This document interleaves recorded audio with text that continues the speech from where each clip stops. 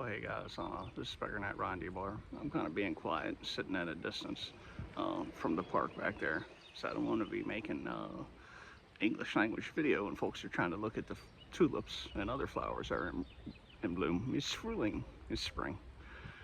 On the train down here yesterday, I saw a campaign slogan ad by Hattie Wright that said, "I can read a budget."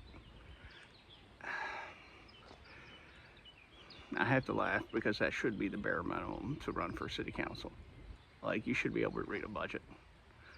But that's not a knock against her. The reality is, by simply stating that fact, she put herself to the front of the pack. She made the statement that budgets are dry, numbers are boring, but getting numbers right, understanding money, is the key to everything else. It's the thing that enables everything else you say you want. And she's right. I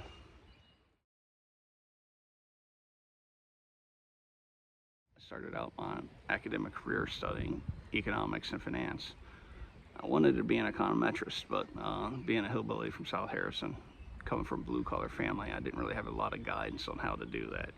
Not knocking anybody, it's just reality. And then I thought, well, maybe I'll be a certified financial planner. I think my sister steered me in that direction, which Miss Wright is. So when I first moved back to Clarksburg in 2010, I was kind of despondent at the way things had turned out. So I began to think, like, what could we do to turn this town around? And the first thing, being of a background which understood money, was that stuff has to break even. There's not a lot of money here. The government can't subsidize this stuff. And one thing I came up with was the Waldo Hotel. I do think back then, the state of the hotel at that time, rehabilitation would not have been prohibitively expensive, and it could have broke even turned a reasonable profit at 60% occupancy every night. And that would have put 50 to 75 people into the town every night. If you're at 80 or 100% occupancy, even better.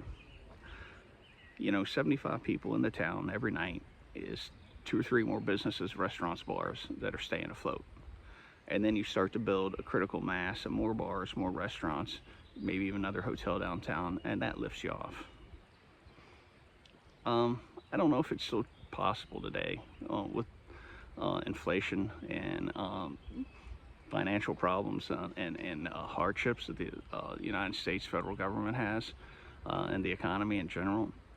I think maybe the last really good chance was 2021, 2022, when you had Senator Capito and Congressman McKinley, rest in peace, both of Wheeling, both connected to the Nutting and family of Wheeling, and Rooney family of Pittsburgh, who are in turn tied to Vandalia, who were the owners of the hotel. They could have made something work and got a little bit of federal money to just stabilize the building. And if you'd shown interest, community backing, I think that was the last real chance. I don't know if it's possible today, but moving on.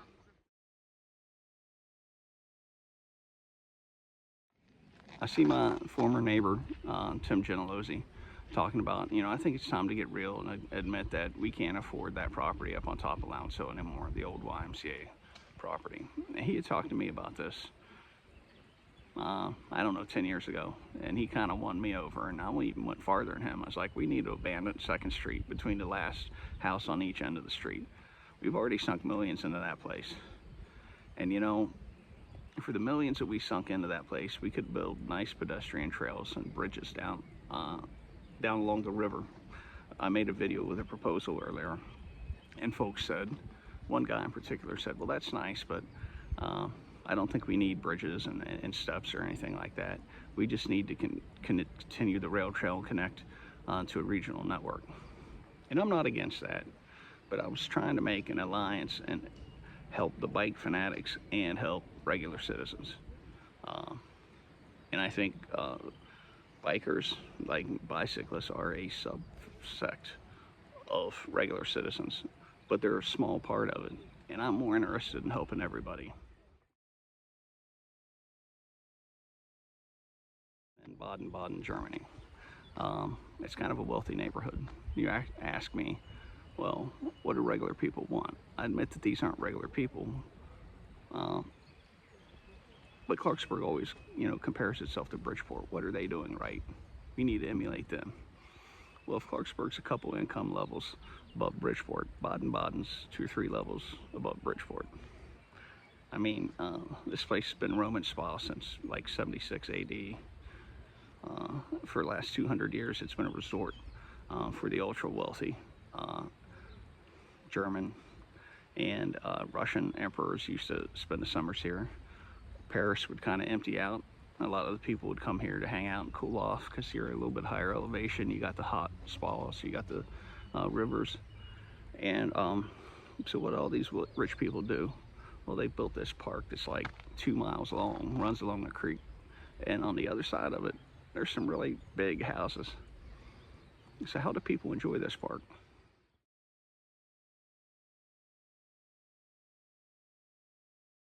There's a lot of folks out just walking their dog. They just take their dog out. They got this field over here. They can let the dog off the leash, run around, play with other dogs. You got well-kept women running past, jogging, getting their steps in. You got old couples, 80-year-old married couples walking by, holding hands, enjoying life. Old widow women with walking sticks or even walkers, enjoying their time out. You got little kids learning how to ride their bike. The dads push them on a bike, teaching them how to ride. We just got so much going on down here, and just normal people enjoying your life, and most of that can't be done by a bicycle. So then I see the proposal to build this, really exotic park up on top of Lowndes Hill. I'm not against that. This park even has a little public park that's a smaller version of that.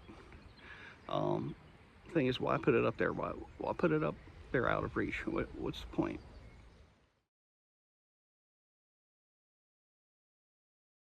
Always, we got to do something for the kids. You think the kids would just like to be able to have a place to hang out with their friends without it costing money, without it being up on top of the hill? And people are teenagers for how long? 6 years of their life? 5 years, they go off to college, they never come back. What about the people who are living there? What about the people who just got a job at the FBI and are looking at places to live and are willing to put up with a little bit of Clarksburg's grit if there was just some parks or some place to walk? That's where my mind is, my heart is. And you've got limited resources, as Tim Lucy always said, limited resources. If one man knows how to get things done with limited resources, it's him. How are you going to use them? That's the question. How are you going to use them? How are you going to get stuff done? And what's a good use of money and what's a waste of money? I'll holler at you later.